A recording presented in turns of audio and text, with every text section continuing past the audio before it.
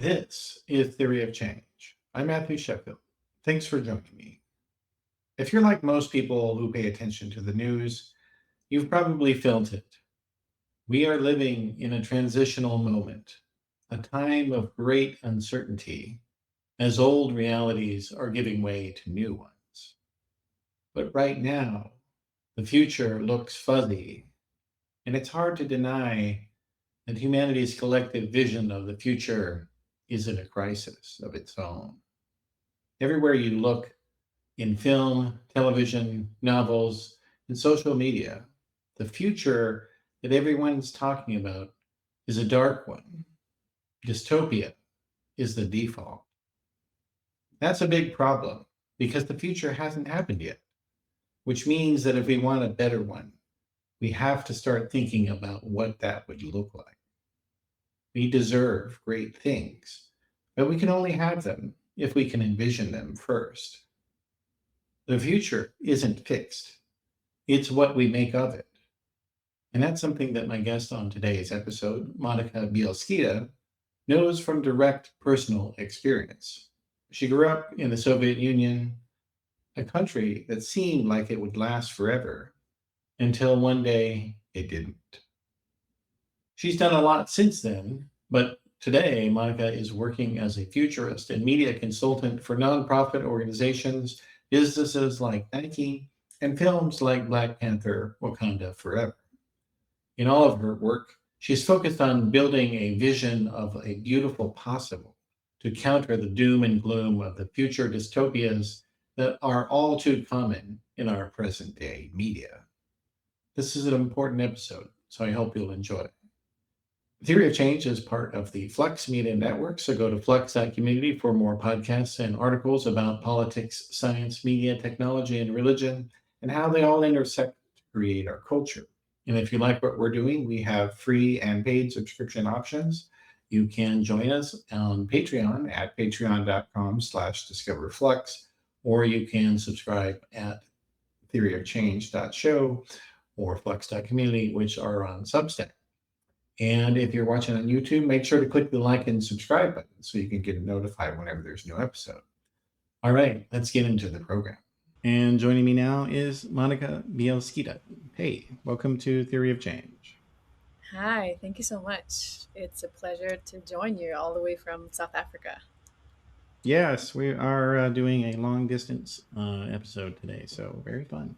But it's about a very important topic, which is something that everyone has a stake in: the future. But before we get into the broader points here, because we both believe that existence and minds are embodied, let's start with your personal background. Like, tell us about your story and how does it inform your views on all this stuff.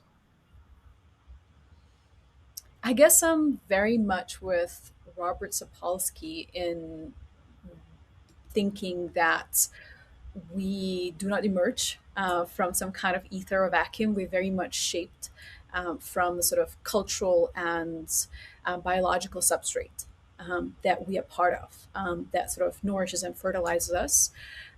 So, culturally and historically, I was born into a very particular moment in a country that doesn't exist anymore, Soviet Union, and grew up in newly liberated Lithuania.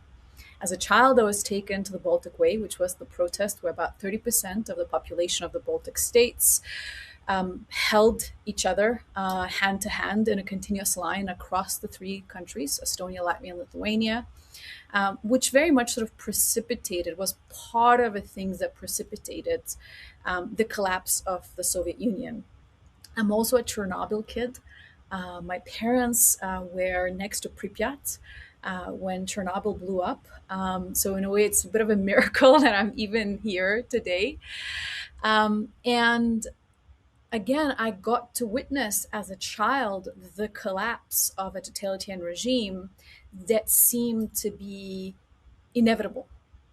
And yet it did collapse. And yet things did change in the country that I grew up in. And they didn't change that much. Just about 30 minutes from our capital in a country called Belarus, just next door to us. They have had the longest lasting dictatorship in the whole of Europe. And so, what all of that taught me is that future is something that you shape, and you don't shape it alone, you shape it with your entire community. You shape it also in exchange with everything else that happens in the world. And today, as a futurist that gets to talk about how futures get to be shaped, of course, I am informed by that very visceral experience of that nothing is an inevitability. But, some hills are more uphill to climb for sure. Um, and I always think, how growing up, just sort of one day from the next, we were told as children at school that this history that we were taught was the wrong history. And now we receive new history books, and this history is the right history. And of course, sort of was swung between these different extremes, right? From complete erasure of cultural, national, etc. identity in favor of sort of that hegemonic Soviet ideology, to then in favor of some kind of over idealization of certain aspects of national identity. I also have to mention that I am a descendant of survivors both of the Stalin's gulags and Hitler's concentration camps. So, this idea that there is never that easy goody or baddie, and how populations oftentimes get caught up between hostile powers, and where one thing being horrendous does not make another thing good, and how one bad thing weaponizes another, is also something that seems to be sort of very natural for me to grasp, and much harder to a lot of other people, especially in the global north, especially in the Western world. So I really think of myself as the product of that particular moment, as a product of the collapse of the physical walls that kept the population in, right? That closed people in. You were not allowed to leave the Soviet Union, and the opening up of the digital walls. And so I could never also take these digital platforms for granted, like a lot of my peers that grew up in the Londons and Paris and New Yorks could. Because as a child, in a very small town in North Lithuania, I didn't have access to almost any resources at all to educate myself. And so the first sort of access to the digital communities of knowledge was something that, was absolutely life changing, and was really kind of the foundation of what I got to become today. And I think this is really important. This perspective that I have, that I think is really quite different to a lot of, again, typical global north futurist discourse, is one of the reasons that motivates me to open up this field to more people, right? I currently live out of choice in the global south, in Johannesburg, South Africa. I'm myself of mixed sort of Eurasian identity, and I see just how important it is to open the field of strategic foresight and futurism to people that have different cultural, disciplinary, disability, etc., identities, because they have a lot to offer, while at the same time, of course, preserving the rigor within the field and the critical inquiry instead of making it free for all. Yeah, absolutely. Yeah, and we'll get to this point later about the idea of a future that has everybody in it. Um, and one of the other things that in your work that I've seen is this idea that everybody has hopes, even if they don't label them as such. And there's a lot of nihilism, which we will also talk about later, in cultures. But we have hopes and expectations for the future, whether we want to or not. And what we expect plays a big role in what happens, I think. Yeah, I mean, people act like we are all so hopeless today, But I believe if we were really as hopeless as we maintain ourselves to be, we would be out there committing suicide on a mass scale, right? Every morning to wake up and to do even the most basic things, you still have to maintain a certain degree of hope to even go through these basic motions, right? And so hope is really vital, but also it's sort of being drenched away from us.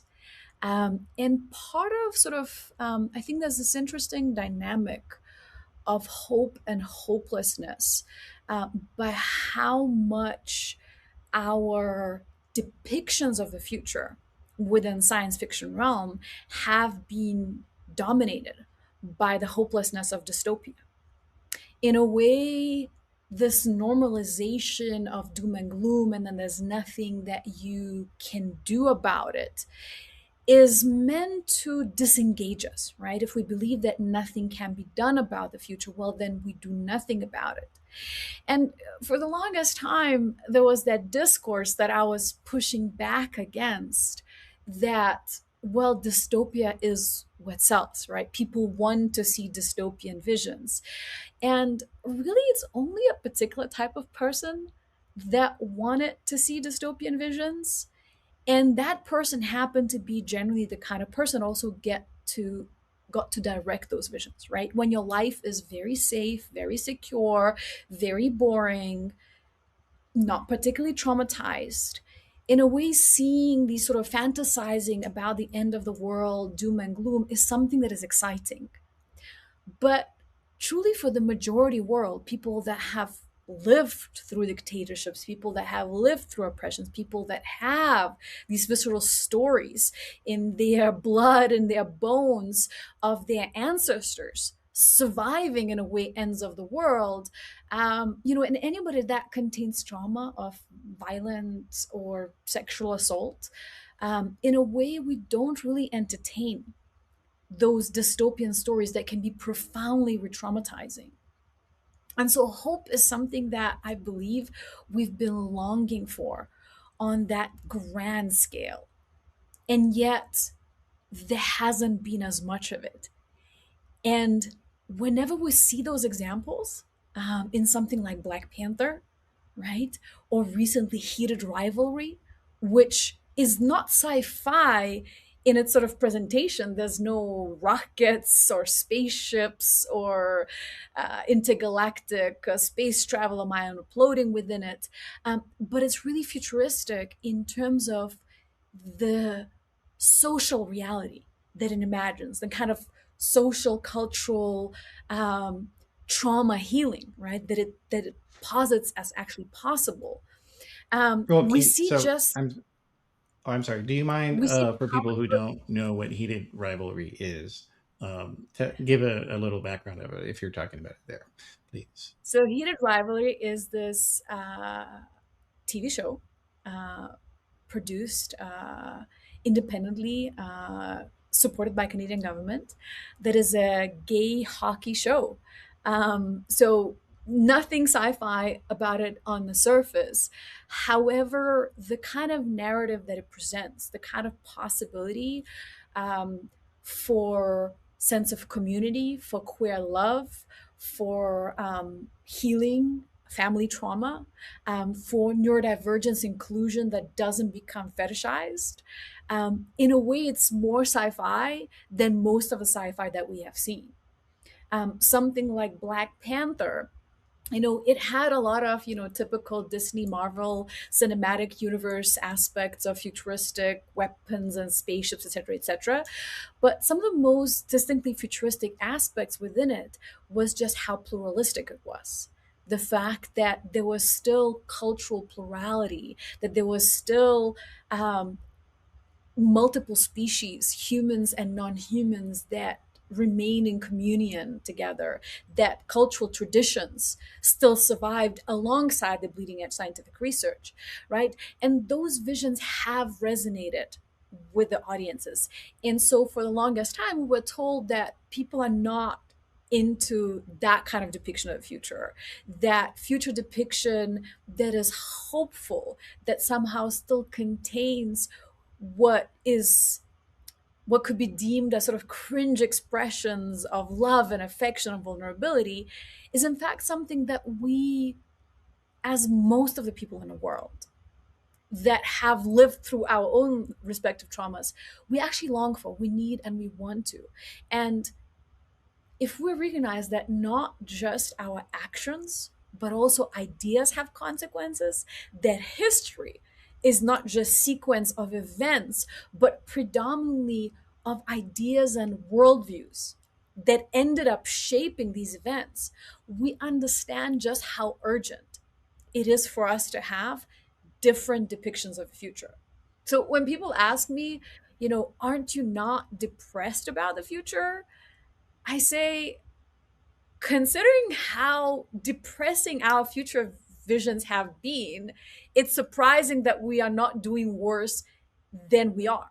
And if we understand that we are unable to do something before imagining it first, it is also unsurprising why so much of our future decision making is deeply flawed, because we do not really have these imaginative yet reality, sort of real data, real science, grounded future visions that seem realistic yet inspiring and energizing.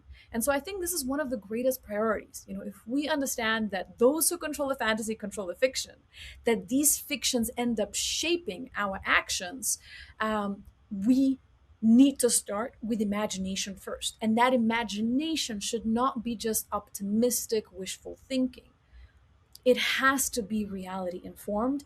It has to understand how the status quo has been manufactured and yet imagine possibilities beyond it.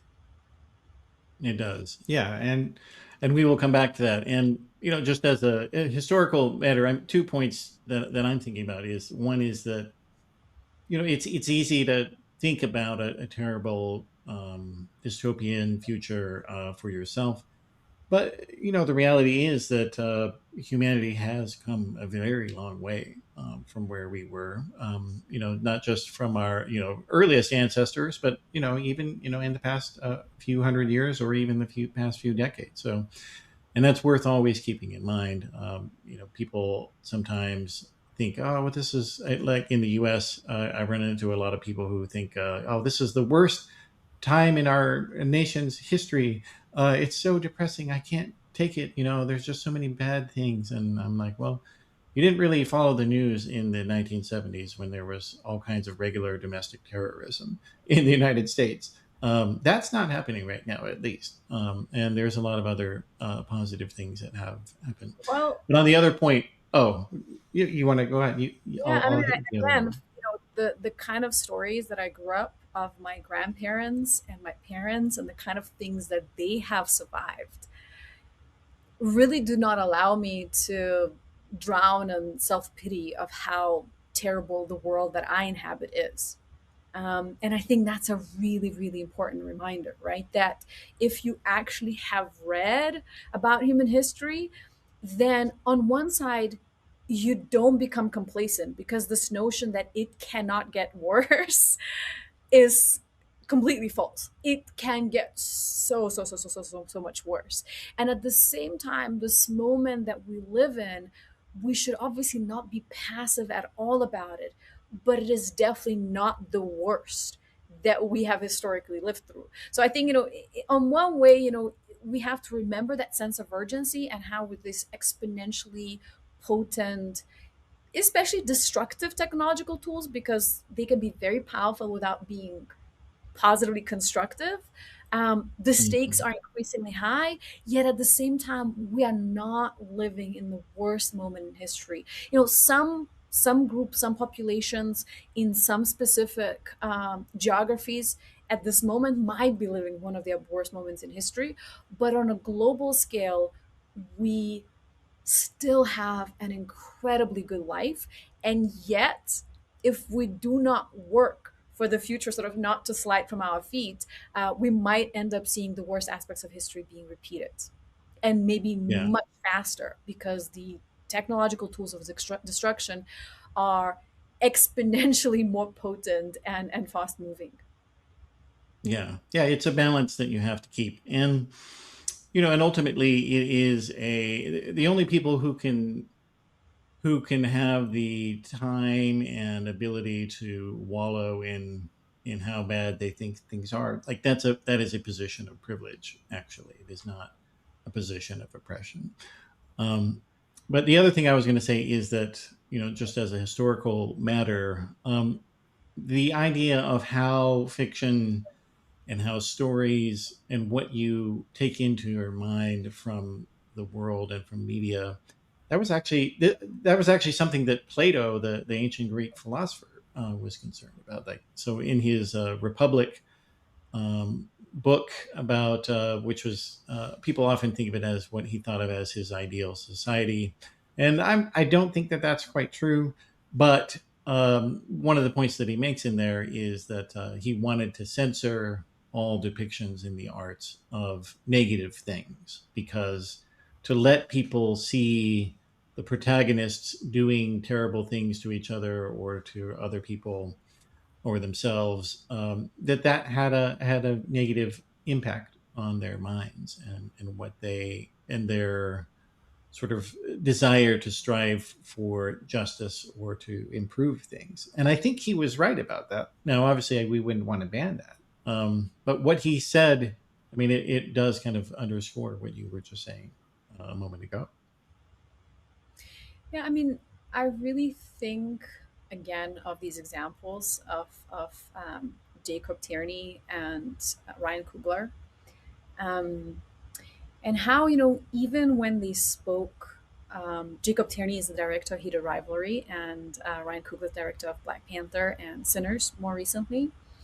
How even in the process of creation, right, on the sets, it was really important to create that sense of community, of understanding, of vulnerability, really supportive, sort of the very opposite of kind of the toxicity of the film set that Hollywood is known for, where sort of, especially women get pitted against each other, et cetera, et cetera, et cetera, where sort of, the team is being dehumanized and sort of exhausted to a point of mental collapse. I mean, I've worked on some projects where, some people literally ended up in psychiatric hospitals with the burnouts because of just how dehumanizing the treatment from the director and or producer was. Um, and then when you see what emerges from their creations, both in Heated Rivalry, and let's use sort of Sinners as a sort of newer example in Black Panther, um, there's a lot of very difficult thematic being broached. There's a lot of drama, there's a lot of challenge that our heroes have to overcome. Some of them do meet tragic ends in Sinners, not thankfully for now in Heated Rivalry. Though we always kind of on the edge of the seat, we always expect things somehow to end badly because we've been trained, right? That bad things happen to good people, right? And that's why you shouldn't be good, you shouldn't be loving, you shouldn't be caring. And what's so interesting from that, and I think specifically with Sinners, it is sort of labeled as a horror movie. A lot of people actually, again, who have trauma, who do not love horror genre or anything that has too much violence in particular, have avoided watching it because of that label.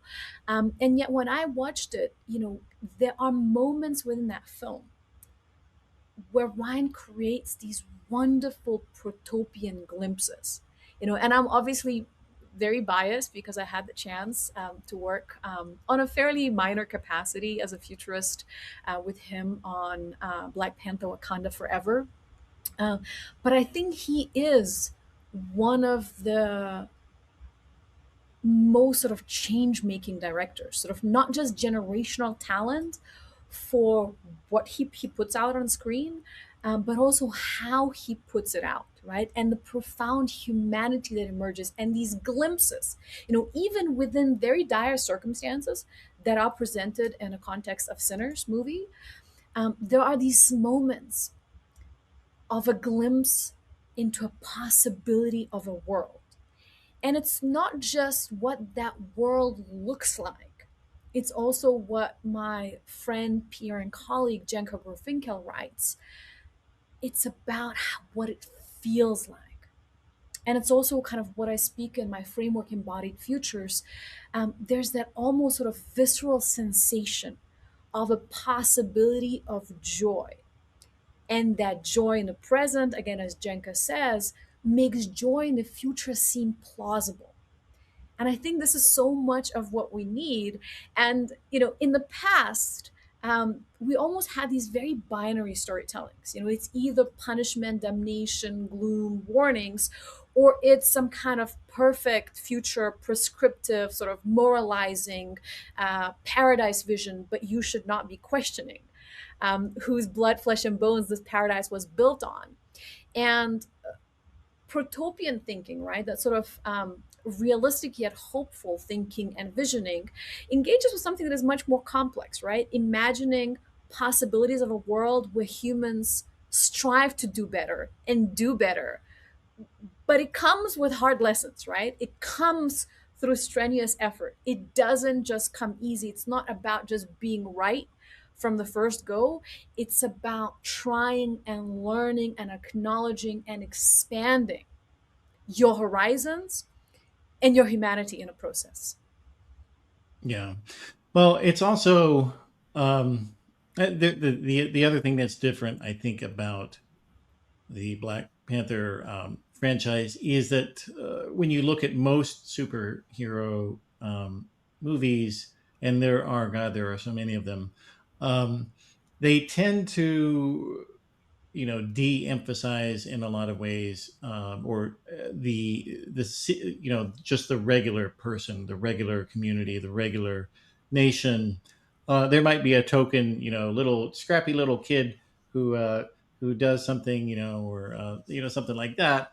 But by and large, these stories are about a future and a present in which you don't have any ability to participate as a regular person, and that's that really has a bad impact, I think, on a lot of people. And like when I have done reporting on, for instance, people who believe in the QAnon conspiracy theory, like they have as their belief that, well, I'm just going to sit back and enjoy the show. I'm just going to sit back and eat popcorn. Because they really do imagine that there are these fantastical figures of Donald Trump who are going to save them. But it isn't even just these far right people that have these views either.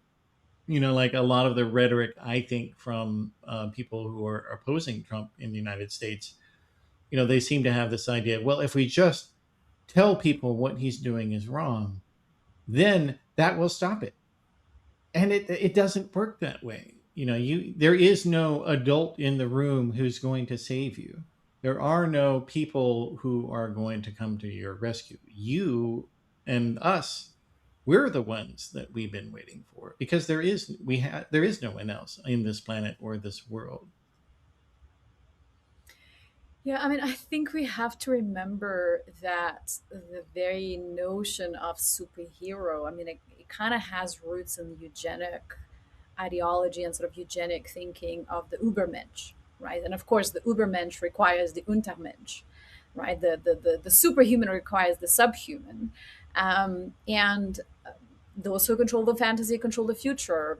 The fictions, if they're potent enough, if they're compelling enough, always end up bleeding into reality, right? And it's not just that reality informs our fictions end up shaping our reality, because this is what we consider to be aspirational. So of course there's this direct pipeline from a superhero in its big cape, coming in and sort of saving the day and saving everyone, and then somebody like Trump, standing there on a podium, all the way back in 2015 and saying that, he alone can save the world, and people believing that. And I remember vividly that moment. I was actually considering moving to LA because I was working a lot between Hollywood and Silicon Valley. And the moment he announced his candidacy, I completely reconsidered. I was like, you know what? I am not making that move. I don't see myself living in the US under under him. I already was thinking how difficult it might be to travel, and deal with TSA, with my kind of travel pattern at that time. And and people literally did not think it conceivable. A lot of you know university educated progressive, sort of the who's who of our intellectual community, really thought of it as a joke. And I did not, because in reality, at that grandest scale, we are shaped by these popular fictions, and it has always been the case. When I started doing the work that I do, and I started doing sort of public speaking, and I was saying that science fiction really matters. It serves as a blueprint. It shapes what do we consider future worthy, what do we think belongs, who do we think belongs in the future, right? And it does not reflect necessarily reality. you know Science fiction has mostly misguided us to think that something is futuristic when really it just seems futuristic. And not just because it's culturally, socially, politically outdated. Most of the time it's outdated from a scientific standpoint. But again, going back to that point, within indigenous cultures, there was always that, the most basic degree of understanding that every song, every pattern, every story, every ritual, sort of essentially every form of content, is of core form of content that guides human behavior, that guides our values, that guides what we consider to be aspirational. And yet somehow, especially in the Western world, at some point, before the connections between sort of the tech bro actions and the ideologies they follow became truly sort of undeniable, so many people try to say, relax, this is just entertainment, it doesn't matter, these are just movies, these are just games, these are just TV series, this is not how future gets decided. And nothing could be further from the truth. Future is decided by people acting upon what they consider to be worthy acting upon. And so Yeah. today we find ourselves in this world, right, where still so many of us believe that somebody is going to save the day, that there is going to be on one or the other side that magical superhero. um you know and then, on the other side, you also have quite a lot of people, I guess, on the lefty side, that will say, well, no, you should not engage with any of that structural change, with any of that political change, with any of that corporate change, by working again with the power structures that be.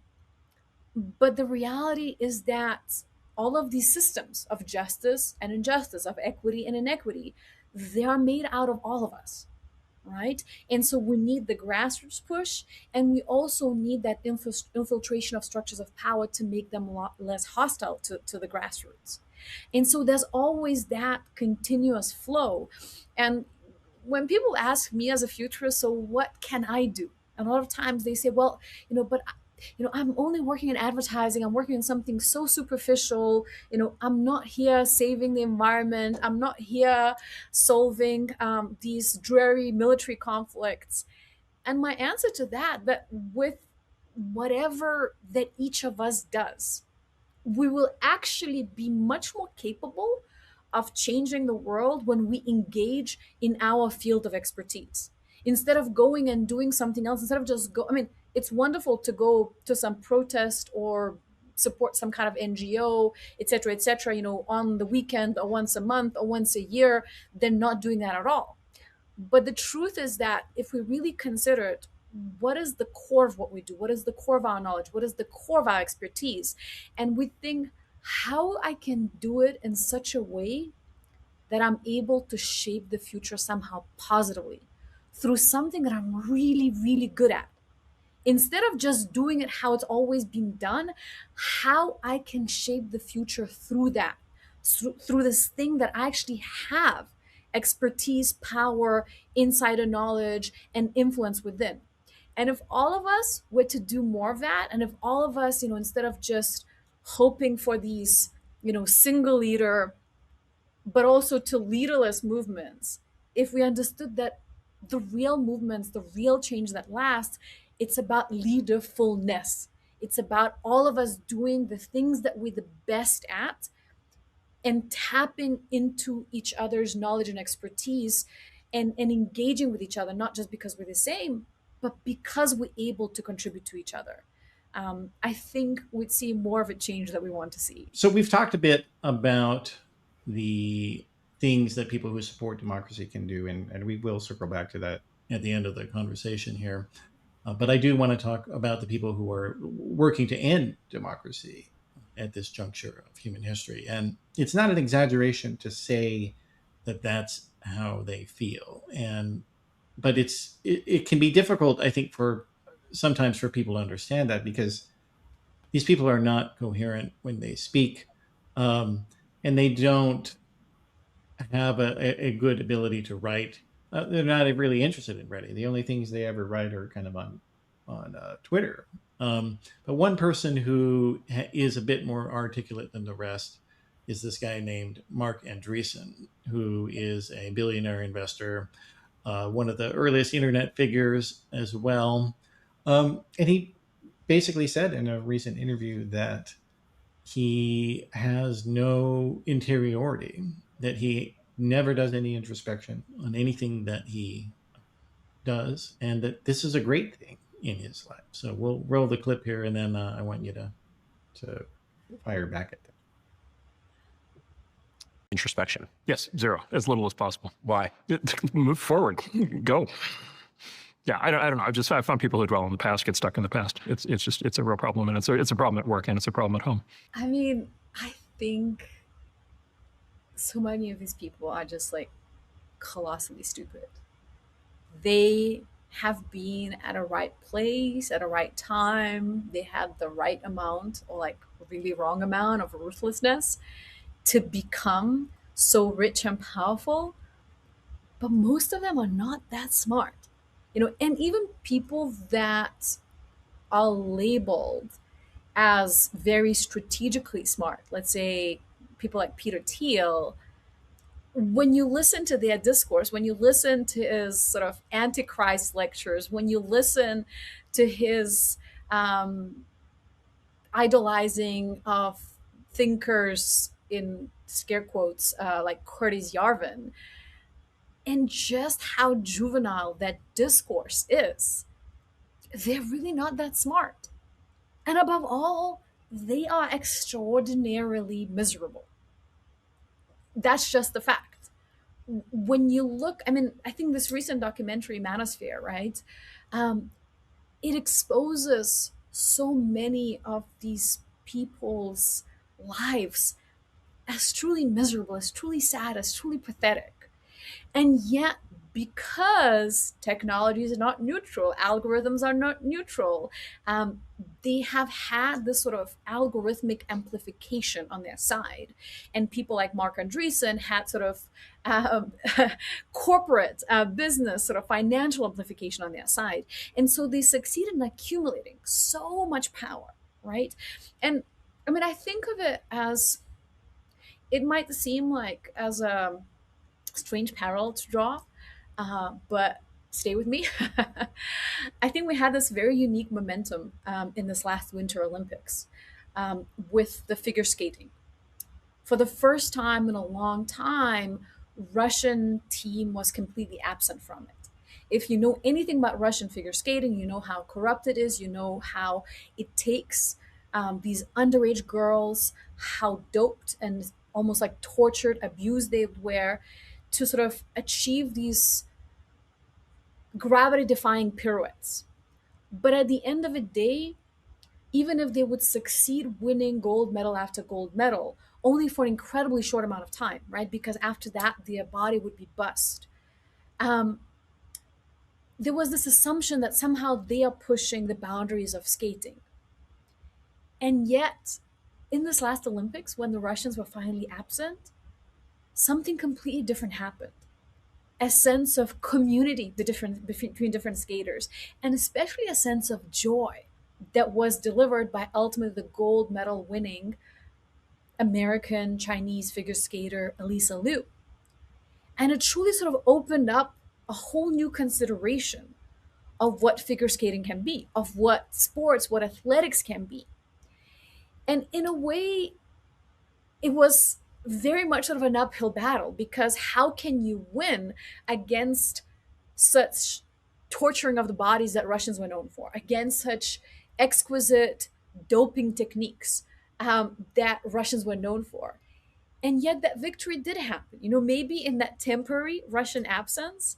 Um, but it made even the viewers think, maybe this is what we had is not at all what we want, not all what we need from sports. Maybe this joyful momentum that is not about abused, emaciated, exhausted children's bodies on the ice suffering for our entertainment. Maybe this is the kind of world that we actually want to inhabit. Maybe this is what we want sports to be. And so I do think that sort of like mass realization that happened, and how viral these moments of the Winter Olympics went, taps into what we spoke about heated rivalry, taps into what we spoke about the success of every single Ryan Coogler project against, again, all of the studio infrastructure odds. Also speaks to this moment with the techno fascists and sort of their mirror reflections as the influencers of the manosphere, that we actually are beginning to see them for how pathetic they are.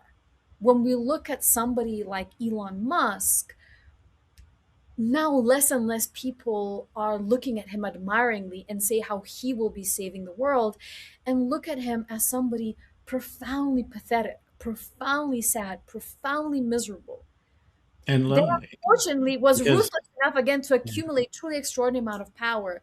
And I do think that during the last presidential campaign, there was a fundamental mistake that was made when the Democrats moved away so fast from the Tim Walz's framing of the weird. These guys are weird.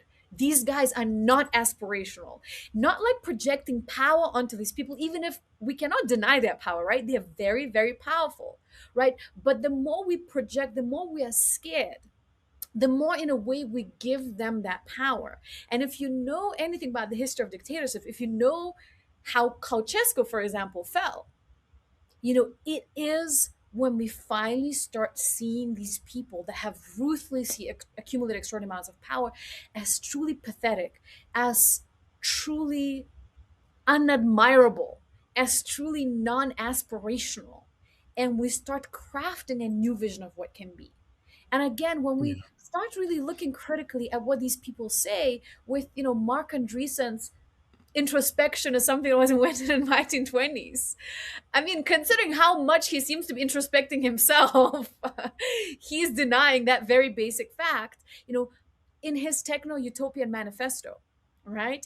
He says how tech ethicists and tech critics are the enemies of progress, and you should just be accepting the first thing that the tech bros are offering to you. Again, nothing could be further from the truth. To just accept whatever you're given, that's not a positive attitude. That's a negative attitude. That's believing that we only deserve this much. To actually engage, not in just kind of criticism, no for the no sake. If we understand that no is not enough, and you follow your no's by what are the shared yeses, you understand that to not accept the very first technological policy, etc., offering, and to work together towards something that's not going to be perfect, but something that will be better, that we can keep improving. That's not a negative attitude. That's the most positive attitude that we can embrace. And so I think it's really important to sort of dismantle these ideologies that the manosphere influencers, that the tech bros are pushing, but not do it in such a way that gives them more power, but do it in such a way that shows them for the sad, little, pathetic people that they are, even if they have succeeded in accumulating truly extraordinary amounts of wealth in the process. Yeah. Well, it's that dictatorship is a state of mind in both the dictator and in the population, because it doesn't work if you don't allow it to work. Ultimately, they want the bandwagon effect. I mean, like that's that's how they do everything in their world. You look at all the Wall Street investors; they're just a herd of lemmings. Like they don't have independent thoughts.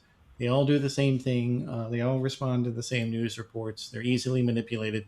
They're so easily manipulated, in fact, that people are constantly betting against the majority of the market and make a lot of money off of that. The other thing, though, is that the vision of the future that they're offering is actually an imagined past instantiated. Like that's really what they're doing, and you can see it in the science fiction that they like, which tends to be like mid 20th century fiction. And I did a separate episode on this with Jeet here from The Nation for people who want to check that one out. But like just as they constantly refer to space as similar to the frontier times of people living all alone, in the forest or on the plains or something, and spaceships are prairie schooners in space, and these are just not realistic at all, because the reality is that space is such an expensive endeavor that only governments can pay for it. So there is no imaginary cowboy, out there doing space stuff and living by himself. That's not real at all. And the only people who are going to be in space are government employees and the people that are their contractors. Yeah, so I mean, I think the issue with the whole kind of space discourse, um, and I do agree that space exploration, astrophysics is really really important. But I'm very much on board with what Adam Becker writes and More Everything Forever. And I love that he wrote about it, as somebody that grew up with the same fantasies. That because of these fantasies, he went and studied and became an astrophysicist. And then he came to realization that this whole vision of space being the frontier that we will expand onto, that we will get to live on Mars and Alpha Centauri, is delusional. And it's not delusional because it's morally, socially, culturally, politically wrong. These are subjective notions, and we could be arguing about it to the end of time. It's scientifically wrong. The real future frontier is not rockets or silicon, it's biology, right? Sure, we need better computation. Sure, we need better rockets if we want to reach Mars, let alone transport significant amounts of load that supposedly could allow us to live on Mars. But reality is, our biology is completely intertwined, entangled, interdependent with all life here on Earth. Our bodies cannot survive completely different atmospheric composition, completely different atmospheric pressure, completely different gravitational field. Our bodies cannot survive without everything that replenishes our microbiome, because majority of DNA within our bodies is not even ours, right? It's our microbiome, and our microbiome is, again, this whole ecology. We are not brains floating in jars in the space vacuum. We are ecologies entangled with a broad ecology. We're fully interdependent. There's nothing, I speak how 20th century was really sort of anchored in that engineering paradigm.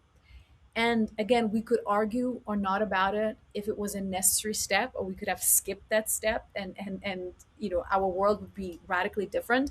But history, it is what it is. 20th century was the engineering century. But where we are moving now, it's the century of biology, right? And within biology, nothing is a replaceable part. The moment you change any element, everything else changes. That little empty space immediately gets filled with something else, right? And there's no clear binary, there's no 0 or 1. There's always that gray zone of change and transformation. And so to really think of these futures as interdependent, as biological, to think of society where nobody can escape in their magical bunker and do well, let alone they're not gonna be able to go and escape on Mars. And they're not going to be able to upload their mind into computer matrix and live forever. These are all just sci-fi fantasies. These are not scientific propositions. And so again, through that, you understand how delusional that thinking has been, and how so many of these people are not that smart. Now, the problem, right, is that the more rich, the more powerful, as a politician, somebody like Putin as an example, right, of surrounding yourself with yes men that tell you you can invade Ukraine and in 3 days you're going to be conquering Kiev.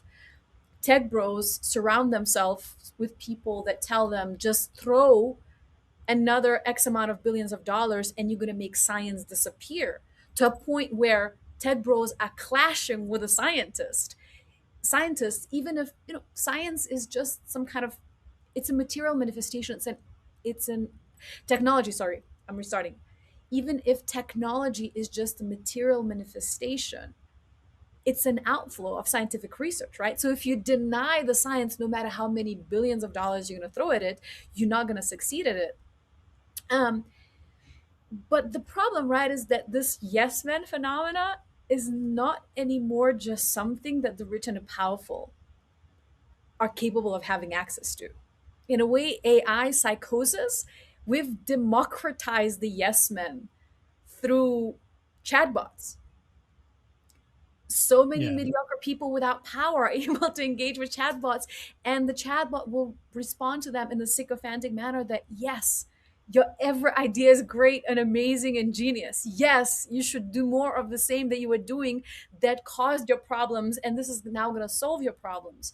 So we live in this world of increasing infectious delusion, where we tend to be celebrating all the wrong things, and these very juvenile ideas are getting amplified on a mass scale. And I don't think there's going to be solution to most of these problems without real push for much greater information literacy, science literacy, historical literacy.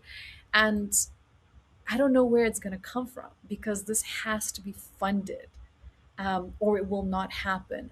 But it's really a vital aspect if we are to have a more livable future, right? It all starts with a vision, and that vision is shaped by information that we have access to.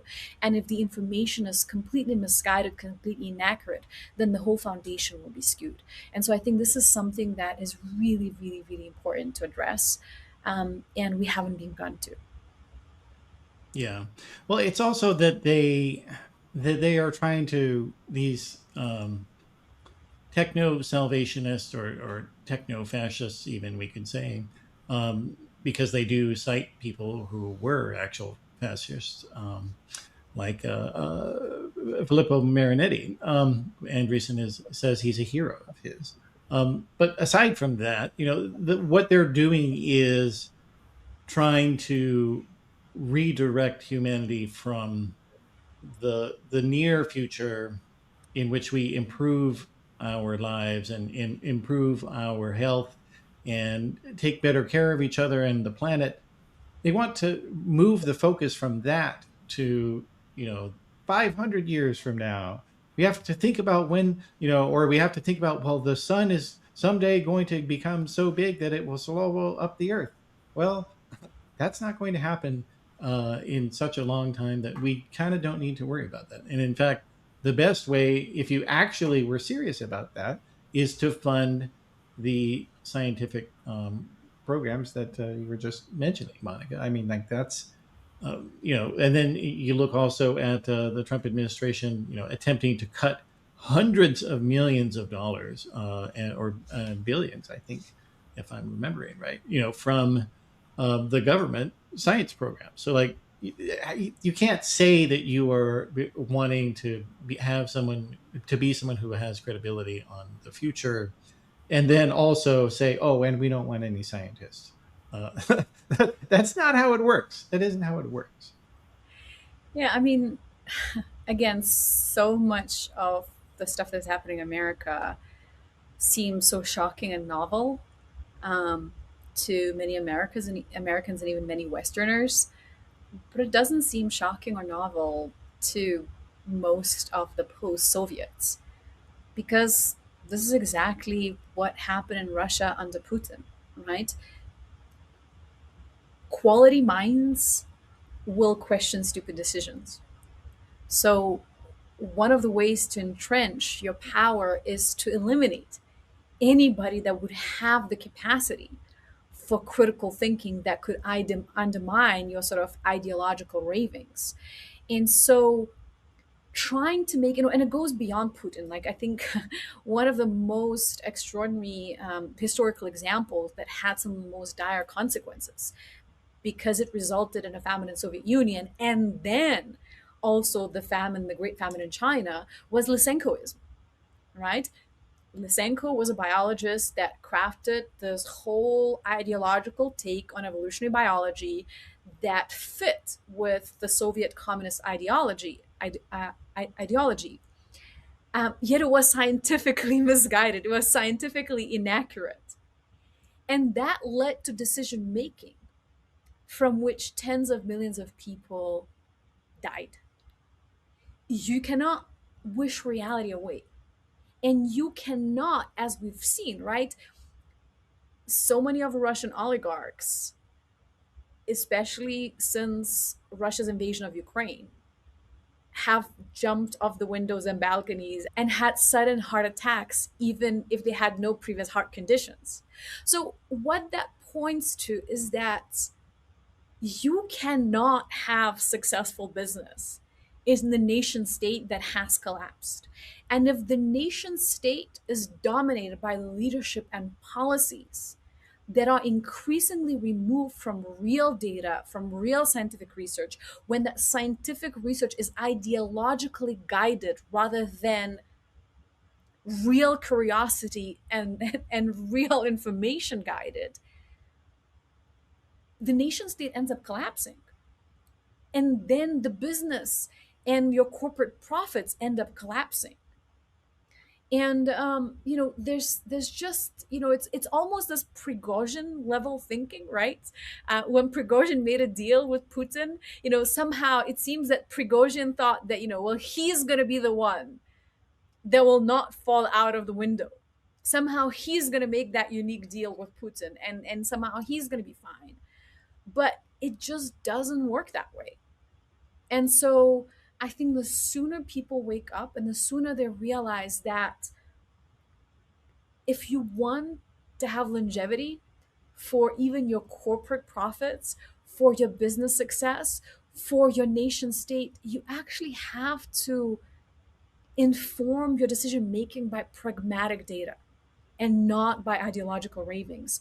And so it's really extraordinary watching what is happening right now, but it's also profoundly unsurprising, and even more so, in contrast of seeing, for example, China's decision making, right? When there's this sort of fantasizing to return to petromasculinity um, under the current American regime, versus the sort of really aggressive move towards what is framed as ecological civilization by the Chinese government, right? And trying to export that model and funding sort of to a greater degree the sort of transition towards regenerative power grid than even the Marshall Plan. Now that comes with all of its strings attached. We cannot sort of idolize that at all, right?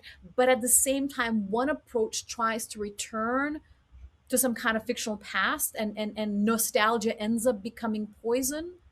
And on the other side, we have sort of that more pragmatic, more science informed thinking. And we know that over the long term, this is what wins. Now, I think, the big mistake of a lot of commentators and observers, and a lot of even sort of young, sort of ideological people, is to just demonize that this is all about financial incentives. This is all just about money, right? And I think it'd be easier to fix things if it was just about financial incentives, if it was just about money, right? Because when somebody just thinks of their financial profits, you can somehow negotiate with it because there's a certain logic to it, right? But I think the motivations are quite different. And in fact, it's more dangerous. They're much more diluted, much more ideological. And I always say that it's very hard for people in positions of power to imagine a world where not only their power is obsolete, but their very understanding of the world and the future is obsolete. And so you have to grasp that when you build out your future strategies, that it's not just about financial loss or financial gain. It would be more simple if it were just that. Because if it were just that, we would see much more pragmatic decision making, because ultimately there's no money to be made on a burnt out planet, right? There's no bunker that's going to be strong enough to hide you if the entire world collapses. Um, and so that cynicism, that nihilism, that also loss of what we spoke earlier on of hope into the future, is profoundly dangerous. And again, this is not new for me because it's very much exemplified in Russia, right? Russia is the only or one of the very few countries that believe that climate change is going to be good for them, right? And it's going to be good for them not because it's actually going to be good for them. I mean, sure, the Arctic routes could be open, etc., etc., but it's going to be good for them because it's worse for everybody else. And the depth of depravity that results when people start believing that the future will be better for us, not because that it will be objectively better because we improve our sort of state of being, but because everybody else is going to be more effed. The nihilistic, cynic politics that result from that are really, really profoundly dangerous. And this is something that we need to be profoundly wary of. And, Yeah. I'm seeing that. I'm seeing quite a lot of that emergent right now in the US. It really kind of reminds me of everything that I heard of sort of these last years of the Soviet Union. So not just Putin's Russia, but these last years of the Soviet Union before it collapsed. And we need to be really, really aware of that and counter that. Yeah, that's right. And that's why I often say that despair is reactionary and hope is progressive. Um, because yeah, like they can only win by making you think their imposition of an imagined past is inevitable. But one of the big obstacles, though, for people who oppose them is, I think that in a lot of ways, the broader left isn't offering much of a talk, even discussion of futures, and and presenting a vision of a beautiful possible, because you can't defeat the imagined past if you just say, well, let's go back to neoliberalism, or let's have a endless discussion about who gets to speak first or whose oppression is worse. No, you have to create ideas and inspiration to rally people towards something that's wonderful, because otherwise they're just going to think that all these people with these billions of dollars, that they're inevitable. If you have to give them a north star towards something beautiful, I think. Yeah, and you have to understand that, again, majority of the population in the world is religiously conditioned, and religious narratives, have been speaking of those sort of sorry, I'll restart. Um, and most of the religions have been speaking about eschatological ends, right? So this projection of somehow end of the world doesn't emerge from anywhere and doesn't resonate with sort of anything. It resonates with existing sort of substrate. A lot of the people that push these end of the world visions have been raised in religious backgrounds that preach that, and now they sort of just repackaged it as some kind of technological rapture, technological salvation. A lot of be it sort of Ayatollah's regime in Iran, be it Putin, they also project these sort of end of the world visions. And to counter that, you cannot just magically think reality away. You need to offer something that feels tangible, that feels inspiring, that feels energizing. And if you just offer sort of preachy environmental discourse, if you just offer sustainability, that tends to not be, unfortunately, exciting and energizing and inspiring enough for our minds. And that's where that regenerative vision really comes in and is really, really urgent. And so I say that a lot of the existing familiar political binaries, communism, fascism, left, right, progressivism, conservatism, especially, is in this increasingly ideologically distorted conspiracist world, they do not really stand the test of time anymore. And the real emergent binary is extractivism versus regenerativism.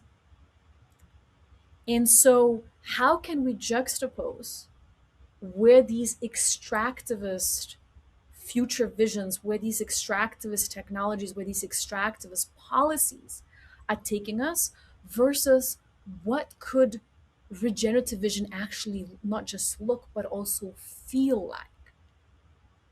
And that is really, really, really, really, really, really vital. And it has to be credible, it has to be realistic, it cannot be sort of wishy-washy, hippy-dippy, leapfrogging the current issues. It has to actually sort of very tangibly address them. And I mean, it's interesting because this whole week I'm reading through a bunch of scripts as part of my futurist advisor role with the organization called Climate Spring. And the role of that organization is actually to greenlight, fund, support, produce more regenerative future visions in the long media format, film and TV, right? So these initiatives already exist, but we need many more of that. And this is where I emphasize this framework of story world design, which is might take sort of quite a bit of a modification away from world building, because world building feels very authoritarian for me. It's kind of, Le Corbusier with Chandigarh or Niedermeyer with Brasilia. A genius architect comes in and decides what the future city is going to look like, and then everybody else has to inhabit his utopian vision.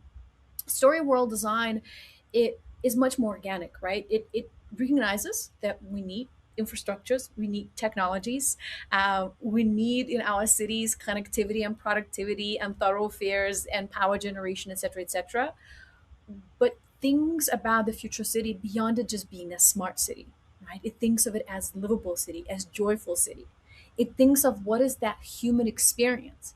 And it doesn't just design actually for humans, it designs for life, because we are part of an ecosystem of life. As we said, our microbiome is an ecology, right? So we are ecologies intertwined with other ecologies. So my invitation is, how can we bridge gaps between the different disciplines, between the scientists, the architects, the urbanists, the policymakers, and people that know how to make shit sexy, quote unquote. The advertisers, the filmmakers, the script writers, the visual effects artists, right? These people know how to make things look mesmerizing. These people know how to craft stories that drag us in, that make us almost addicted, right? To follow the narrative arcs of certain characters. And so it's really important to go beyond manifestos and think tanks and lofty statements and really show immersively, sort of open these portals into the possibility of a different world, and really utilize these techniques of story world design coming from media, entertainment, and science fiction, but to craft glimpses into our possible futures and really bring people in. So we don't just preach, we don't just say that you shouldn't do this bad thing, but we make people excited to do this good thing and to do this good thing together with others. And I really, really believe that this is one of the most urgent things. And then another, I think, key kind of framework that I've been working on is embodied futures. And embodied futures, that's really sort of reframing that it's not about being anti-technology. It's not about being anti quote unquote progress, even if, that progress definitely needs an asterisk next to it. It's reframing innovation as something that doesn't happen to technology because of technology and through technology, but it happens to our bodies because of our bodies and through our bodies. Our cognition is embodied. So whenever we consider any innovation proposition, be it again technological tool, platform, policy, etc., we have to think: is this weaponizing, undermining, or replacing our embodied experience, or is this supporting, amplifying, assisting our embodied experience? And it's not just the sort of eugenic idea of what bodies look like or how they could be stronger, better, faster, but really, what do we feel within our bodies? What do we feel when we exchange with other bodies? And what do we feel being on this planetary body? What is the sensory experience? What is the joy? What is the pleasure? Even as we age, break, pain, etc. And I think it's very important to bring these conversations, into the very serious political, policy, technological, scientific research and funding space too. Because unless we succeed in communicating to the broader audiences, we will continue failing in bringing the change that needs to happen. Yeah, that's definitely true. The other thing also is that these people who are trying to destroy democracy, they do it often by presenting false binaries. So, and Donald Trump, his entire political career is based on that. But when you look at the history, all of these, dictators or close to dictators who gain power, they do it by presenting a false binary that, if you don't have to like me, but I'm not anywhere as bad or as evil as, insert this group here that you don't like. So, whether it's a ethnic minority or a religious minority or a gender minority or a, non-religious person, these are all things that they try to tell you are a threat to you. And so that they can get away with not representing your interests. And that's something that I think, that is something that everybody can do, is to talk to people in their lives to help them see those false binaries and to avoid them, and to the extent possible have build community for people to enable them to not be forced into those false binaries. Because that's the other thing, you were talking about how these oligarchs are lonely and miserable, but because of the extractive economy that they've created, a lot of other people are facing those similar circumstances, but primarily because they don't have any money, and no opportunities. And so, being able to just be with other people who have the desire to protect democracy, and to have a more positive vision of the future, that's something great, and that is something that people can get from going to a protest as well. To be able to see people who, because they want you to think that it's inevitable and you're crazy if you don't agree with them. Yeah, and at the same time, right? None of that change, none of that embracing more of our plurality is going to happen through threatening, punishment, or imposition. Fundamentally, people change when their curiosity is tickled, right? And so I think that's kind of the biggest thing. We've been celebrating being right, and we haven't been celebrating learning enough, right? So most of us most of us are indoctrinated into one or other form of bigotry. In a way, ableism, for example, it's the water that we swim in. I mean, we still, even your very woke people are using terms like tone deaf, blind spot, being blind to that without even realizing, that it makes this automatic assumption that somebody who's blind would be ignorant, that somebody who's deaf would not understand conversational context and how to behave within it, etc., etc. So, all of us lack knowledge in one or other domain, be it disciplinary or cultural, social, etc., etc. And I think this is where story world design, this is where bridging these gaps between disciplines can really be helpful. Because when you invite people to be curious, when you make the proposition of participation being more exciting than isolation, when you take away that fear of cringe that comes with allowing oneself to be vulnerable by showing your curiosity, then things begin to change.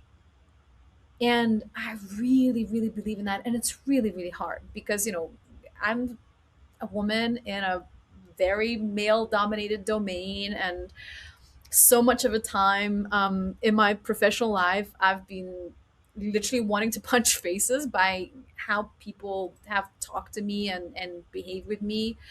Um, and yet I kind of think of, how do I foresight my own actions? So we all have to kind of get better at foresighting our own actions. In the particular moment, getting angry, getting pissed off, wanting to punish somebody, wanting to scream at somebody, and I'm not talking about literal Nazis, right? Because that, like, some people are, some people are sociopaths, psychopaths, and very much sort of beyond redemption. It's really how do you make the power they have access to less destructive? But the majority of the people in the world are not, right? Most of the people are not ignorant because they choose ignorance, right? There are some like that. Most of the people are ignorant of something or other because they just didn't have access to enough understanding. And again, just access to information does not equal understanding, right? Accurate facts does not equal accurate understanding. Um, but we have to kind of think in that moment of my anger, which most of the time is very justified. I could act in a very rash manner and I could feel justified. I could feel sort of very pure about it. But what consequences it will result in? And we all must get better at that.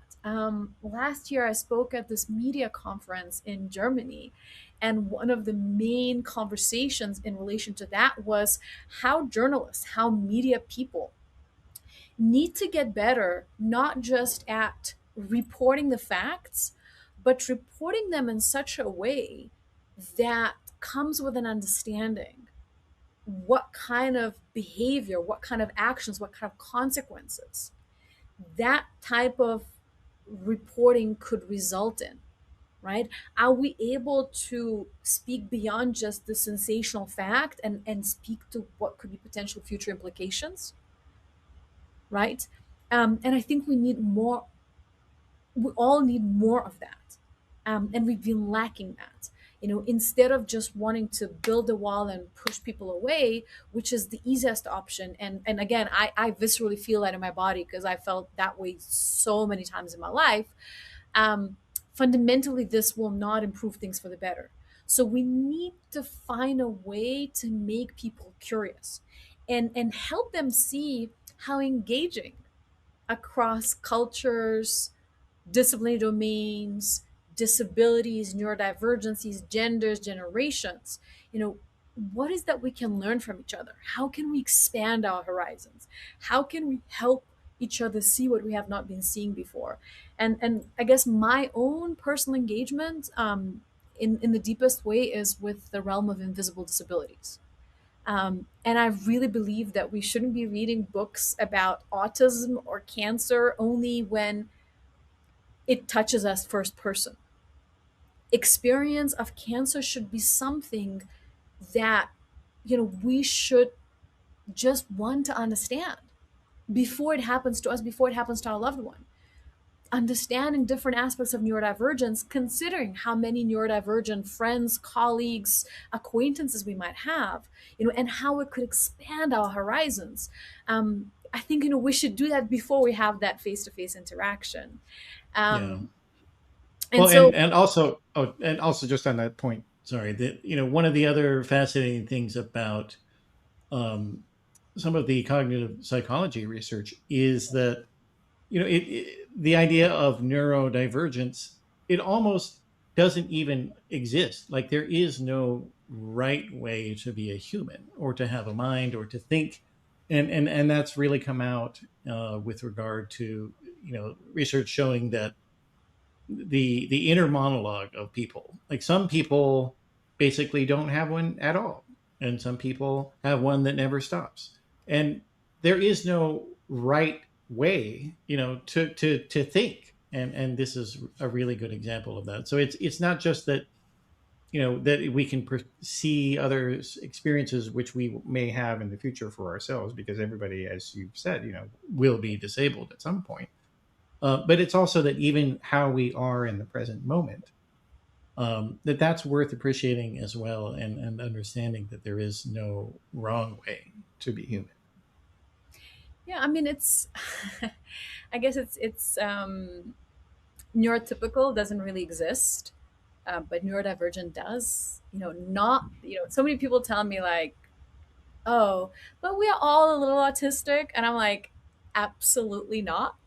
And a lot of the times, actually, people that were saying that we all are a little autistic are people that were undiagnosed autistic, and they would make an Mhm. assumption that, and I actually did the same assumption for most of my life until my early 30s, that but everybody must struggle with this specific thing, they just know how to pretend better.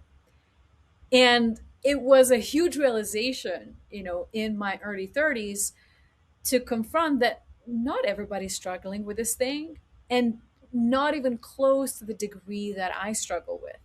And at the same time, because of my autism, I also have, as much as it causes me frictions with especially sensory environment, et cetera, it also gives me a whole additional density of experience and pleasure, right? When it's not about friction, when it's about sort of satisfying sort of sensory input or sensory experience, or informational exchange, et cetera, et cetera, et cetera. So I think we have to acknowledge that nobody is typical, right? Nobody is abled in the Yeah. same way, and yet nobody is disabled.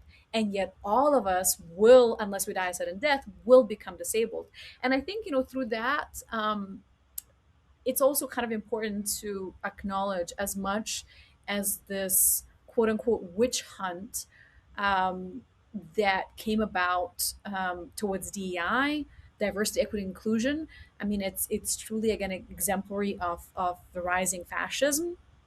But some of the DEI efforts also have been perverted. They have become sort of very tokenized, taking one person from a particular group and presenting them as somebody that can represent all of the group, ticking off these Or boxes. taking a economically highly privileged one and saying Exactly, they exactly. not only are representing of their entire group, which they may not have much of anything in common with, but also that their struggles are somehow even more challenging than somebody else from another group who grew up with their parents murdered, and lived in foster system for their whole childhood. Well, I think, privilege is quite correlated with gender, skin tone, ability, social group, et cetera, but it's not universally correlated. So, I mean, I've reframed privilege as something that removes you from the consequences of your actions,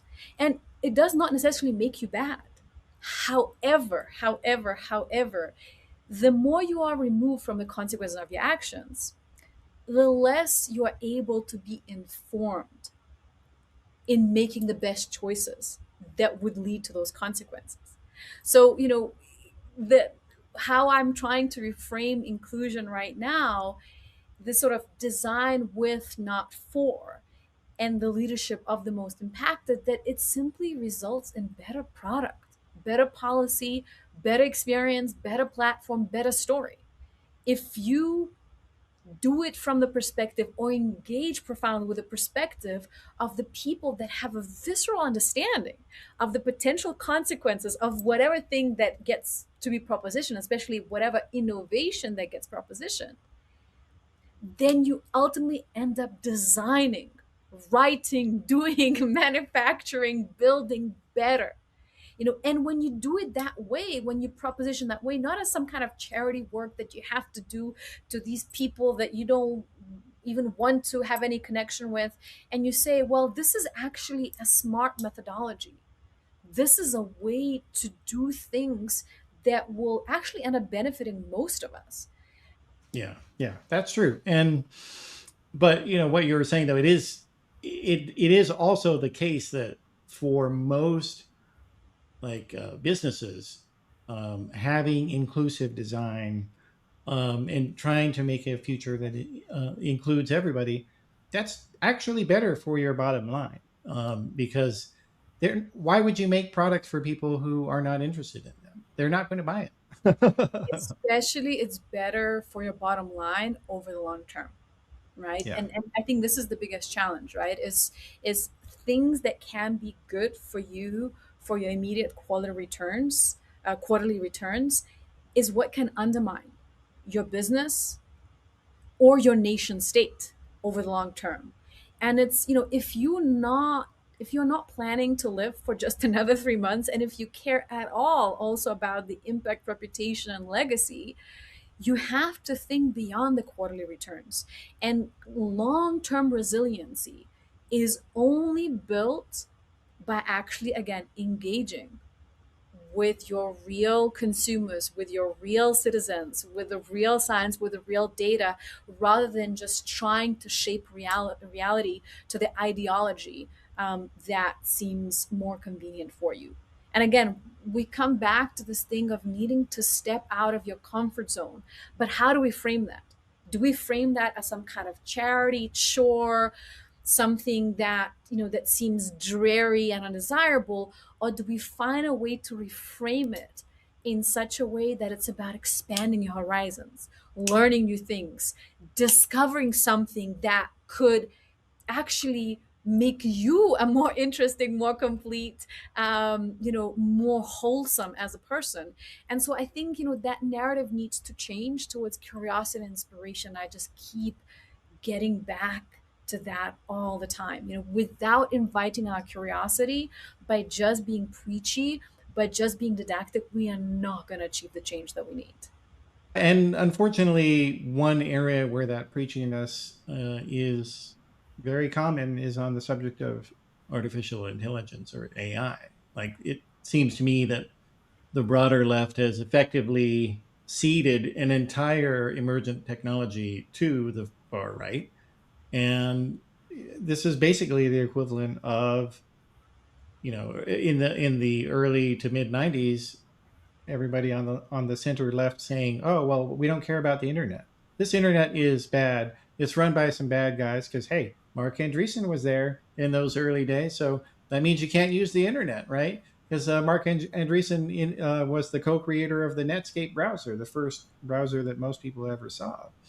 And the reality is, though, that technology, of course, it can be bad, and of course, there can be terrible people that are the leaders of various corporations or whatever. But technology, by and large, is neutral. It's what you make of it. And there's a lot of people out there who can't afford to go to school, and get a degree in something, or they live in an area where there aren't any universities to go to, and so for them, would you rather them have nothing in terms of getting information about improving their lives? Would you rather somebody not have a website or launch a small business because they can't afford to pay a programmer? So you would rather not have the carpenter have something, for himself, or somebody living in, Egypt or something, and she has an idea for an app, but she doesn't know any programmers. She's not a programmer, but she can, vibe code her way into it. Why would you take that away from her? Why would you tell her not to use it? I would say that what we really need to have is a full involvement and engagement with this issue, and encouraging government participation and government bringing accountability, because you know the, these people like Elon Musk and Peter Thiel, I mean, they want to create feudalism with this. And if we completely cede the topic to them, their chances of doing that become a lot higher, in my opinion. Speaking about vibe coding, I was just reading Gary Marcus's article on devibing and how there's going to be a whole industry emergent around devibing because it represents so many security risks. So, I mean, I Again, personally it's not perfect. don't, I personally, don't believe that technology is neutral. However, different technological tools have different specific tools, specific platforms have different capacities for destructiveness or constructiveness, right? And something I think the very big thing that gets forgotten all the time, especially in sort of more progressive technology conversations, is how something that is really bad at its constructive capacity can still be really potent in its destructive capacity. This is where a lot of, on one side, we had a lot of delusional discourse about crypto, where, people were preaching it's going to solve the financial woes of the global south, which was, just utterly ridiculous. And on the other side, we had a bunch of people saying that this thing is entirely useless, but it is not, right? Crypto was created to commit crimes, human arms, drugs trafficking, child pornography, ransomware. These are real utilities. And fundamentally, this is what powers this technology. This is what makes this technology useful. The outcome of it is profoundly destructive, yet it's not useless. It is useful, right? So in this case, it's very Yeah, that's a non-neutral. fair point. Now you Yeah. have other platforms that tend to be sort of more positive, and that's why I keep arguing for innovation that is powered not just by military funding and military research, but by accessibility and invisible disability, especially inclusion. It ends up resulting actually in all disability inclusion. Is just that invisible disabilities tend to be more overlooked than wheelchair access, blindness, and deafness. um, and those technologies tend to have much more of that constructive positive capacity, so their neutrality leans towards sort of more positivity. But even with military technology, it's very easy to say that we should not engage with any sort of military technology development until your country gets bombed, until your country gets invaded. This is reality for a lot of people, for example, in the Baltics, right? There was very little military technology being developed in the Baltics until Russia invaded Ukraine. And right now, a lot of the tech industry has pivoted towards military tech because it's a matter of survival.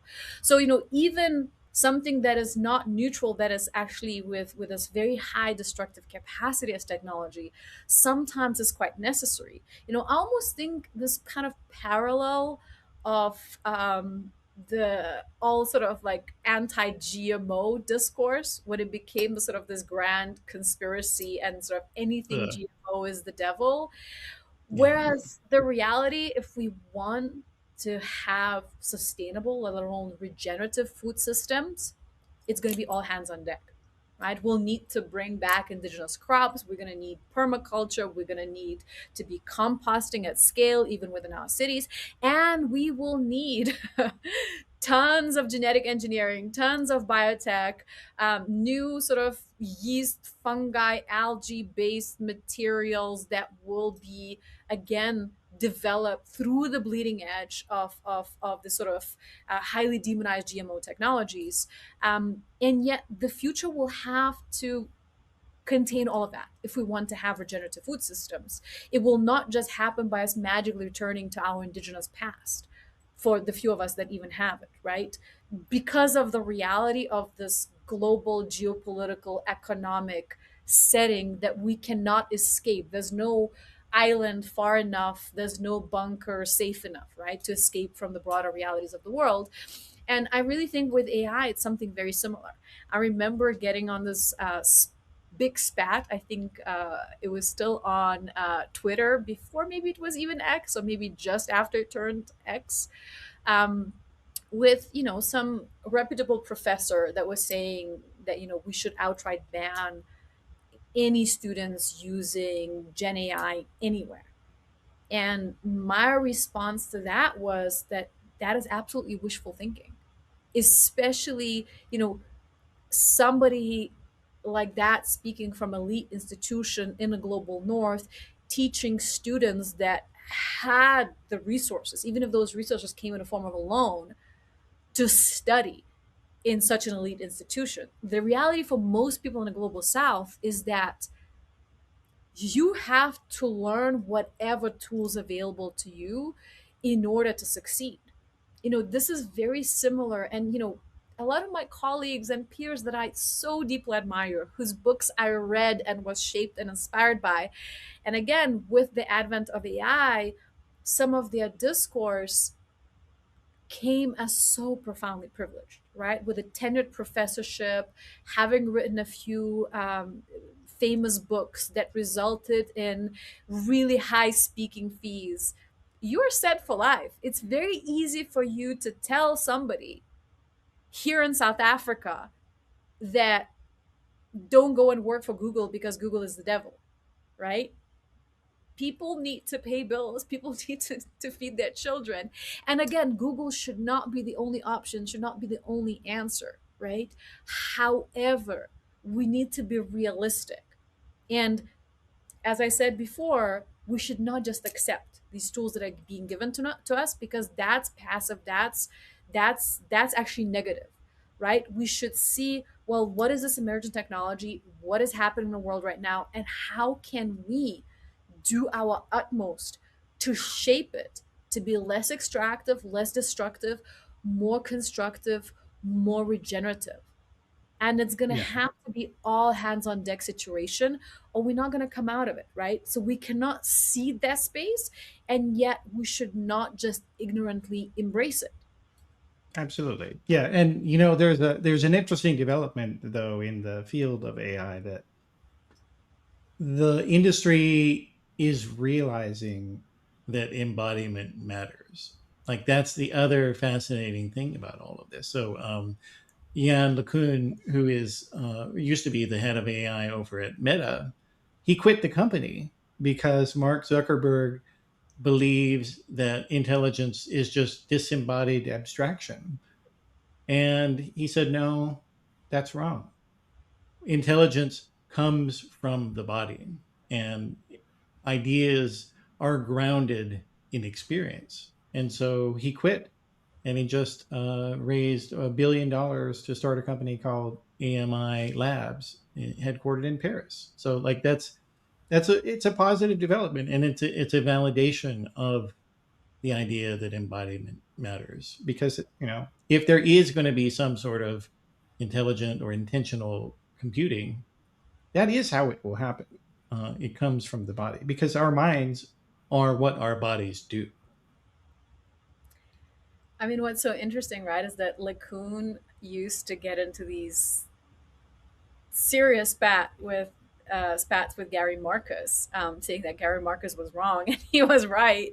And ultimately, what he's doing now, and what he's working towards, and all sort of world model stuff and integration of neural networks and symbolic AI, sort of rule based systems, yet finding a way to still reserve, quote unquote, it's not really creativity, but ways to come up with novel solutions. So, I mean, I find it really interesting, right? When you've been long enough in the industry, how people oftentimes deny the fallibility of the approach, as long as it's convenient to them, and then also dip out of it to do this other thing that more critical voices have been pointing towards. I mean, I've experienced so much of that myself. And again, being a woman, a very male dominated field, like every man and his brother and his dog tries to sort of explain how they know better. My new methodology to respond to that, I try not to engage in the argument. I say, okay, how much money are you willing to bet on it? Because I'm willing to put a lot of money on this. Really funny, especially when you throw like a pretty significant amount. All of a sudden, they're like, "Huh? I wouldn't think that you would put so much on it," because it's not, we're not betting out of $100, right? So it's really interesting, right? How people kind of promote a very sort of fallible idea until it becomes too inconvenient.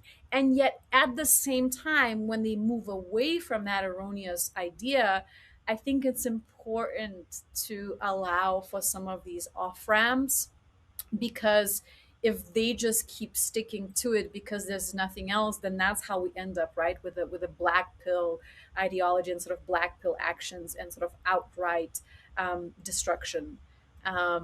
So and to be honest, again, I'm not in Mark Zuckerberg's mind, but I do have had friends that were on a science advisory board of Chan Zuckerberg Foundation. And through that, for a fact, I do know that he seems to understand the biological complex and biological reality of things. He has engaged with enough top neuroscientists and top researchers in biomedical field. Mostly I imagine through sort of maybe Priscilla Chan's push, um, but I Oh, so he actually should know better, but I think he does know better. I think it's just what is convenient for the business right now. I would argue that somebody like Elon Musk maybe does not know better, because he's really stuck in his sort of juvenile fantasy that, is kind of at the root of, even like throwing it back to 1954's Werner von Braun's Mars yeah. projects, where, Or sees himself, like he he's very big on sees himself reality as is a simulation, right? well, And like that's just garbage. the real issue, right, is that it's not that Elon thinks that reality is a simulation, everything is simulation. He believes all of us are a simulation. He is the only one that is real. That is the greatest danger. Well, that is the implication of that. Yeah, you have this idea that you've talked about of radical tenderness, and I think that that's right, because ultimately, because of this despair, because of this tragic morality of reactionism that is just so weighting down on everyone all the time, whether it's in politics, whether it's in fiction, whether it's in whatever TV show you're watching on YouTube, the idea of having tenderness and being against this irony poisoning, that's something a lot of people want, even if they don't realize it yet. But when they see it, they love it. 100%. Again, when people ask me if I'm not hopeless about the future, how do I sustain my optimism? I actually say I'm not optimistic, I'm realistic, but every morning I wake up and I choose to live. So I have to find reasons for it. But I guess my biggest influence, especially over the last few years, has been my best friend, my late best friend, Ora Struge. She just passed away from cancer after 5 years of going through multiple lines of treatment. She got diagnosed early stage. She got diagnosed in early stage in the pandemic, but with stage 4 cancer. Was given just a couple of months to live, and yet she, of course, how do you not get sent to despair? How do you not completely collapse in the face of news like that? um and yet she sought out other opinions, and she sought out the best available treatment, and she was an amazing person the entire life. We've been friends for 26 years, and we have never had a fight, even if we had disagreements. But somehow I never ever doubted that she loved me or that I loved her. Um, and she wasn't just like that with me. She was like that in her community. And so when this happened to her, people really showed up. And when she needed also to create boundaries so people show up in a way that she really needs, not just that they want. um, because sometimes people project their fears and their desires again on the person that is potentially dying. She also created those boundaries. So it was an incredible journey, right? Of seeking out the best available science, really thinking what kind of brought her to that moment, addressing the stress and maybe the sleeplessness and working too much, and also looking into those deeper layers, right? Of trauma, of pain, of sort of emotional stuff, because anytime you want to heal, you you have to think of all of that, right? You have to think of that very hard data. You have to think of sort of your kind of habits and lifestyles, etc., etc., and you have to think of that less graspable sort of spiritual, emotional, narrative stuff. And so she did all of that. And one of the most vivid, one of the most memorable moments was when her and her partner, husband, bought a house in the countryside in Lithuania, and she was planting fruit trees, not just flowers or some salad or something that could be immediately harvested, but fruit trees, right? Something for the future. Anybody observing that would have thought that that's crazy. Why would she ever bother to do that? Why actually would her partner decide to marry her halfway through the treatment? And yet she did, and yet he did, and yet we all did.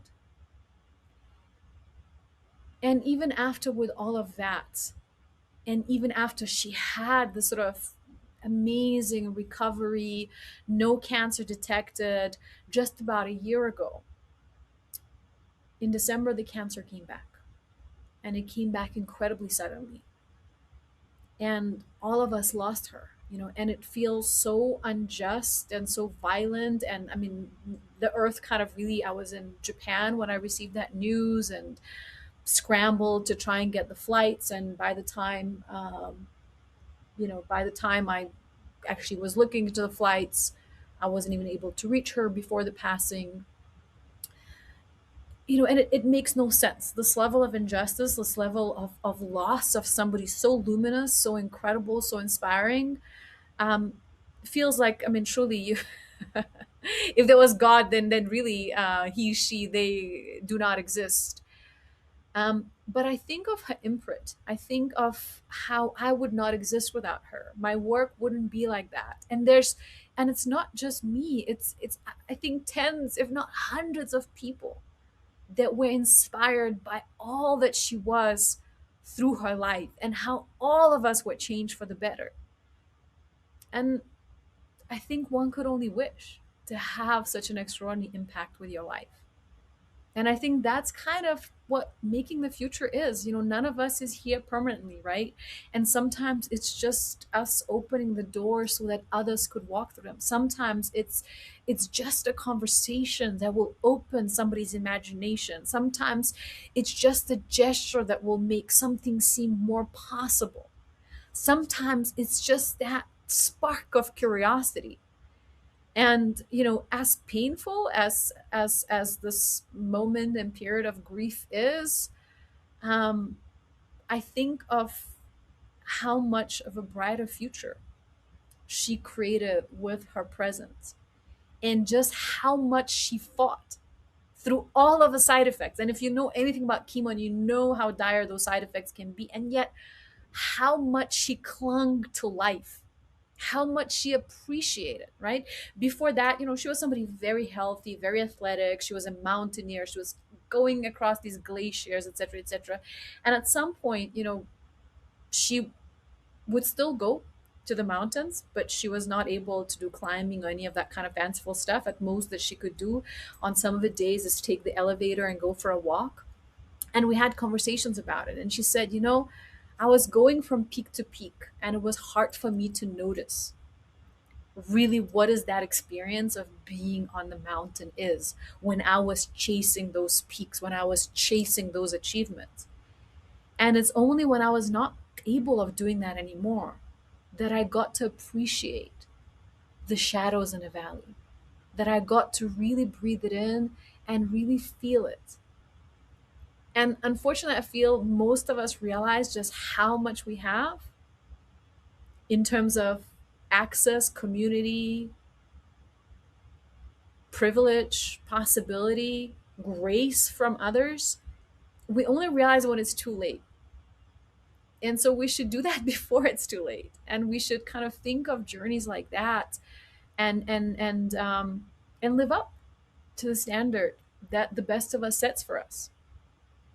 And not despair that nothing is forever, and not despair that we can't hold on onto everything that we have right now, and really think, well, what is beyond just peak to peak? What is beyond just those easy successes? Where is that moment of joy? And again, I come back even to that example of the Olympics and Elisa Liu and the toxicity of athletics as we have known before, and how it would break down people's bodies, in pursuit of those gold medals, because that's the only thing that would make athletes' life valuable.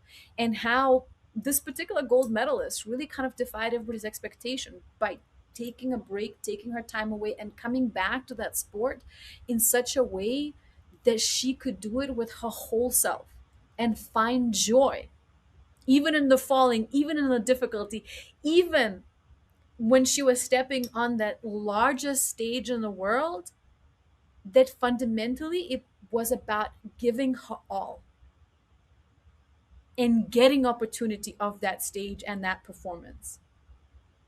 And in a way, gold medal or not, that's just a side effect. And I think as humanity, this is kind of what we need right now, a little bit, right? Just do the best that we can right now without being too concerned if any of this stuff is forever. Then Then we that's can enough. Then that's enough. Yeah, I mean, it's ultimately. I'm starting to come to the idea of saying, the process is its own reward, and we should aspire to laugh easily, think clearly, and love freely. and recognize that we need each other. Yeah. Like, as much as it's so hard to show our vulnerability, as much as it's so hard to extend ourselves and say that I need help, I need support, for me that's been the biggest gift, from being in disability community, engaging with that conversation, is really understanding that what's really aspirational is not independence, it's interdependence. It's showing up for each other, not just how we want to show up, but how others need, and allowing ourselves to show others what we actually need. And it's only together that we'll succeed in changing anything. There's going to be no magical savior that will step in and change the day. It's going to have to be us. And that will allow us to have those uncomfortable, challenging conversations, not just because we have to, but because they are interesting, they are valuable, and they will be the foundation of whatever new things that we'll get to create together. Yeah. Exactly. Well, so for people who want to support or see what you are up to, Monica, what's your advice for them? My website is monicafutures.design. Look me up there. I'm across all social media. And I've been working to develop Protopia Futures design framework, embodied futures, and story world design.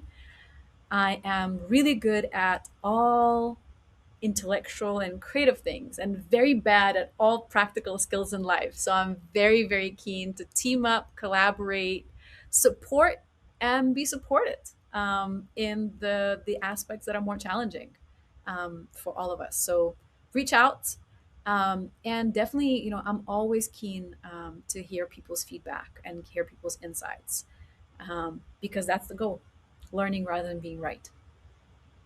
Yeah. Sounds good. All right. Well, this has been a great conversation, and thank you for being here. Thank you so much. It's a pleasure.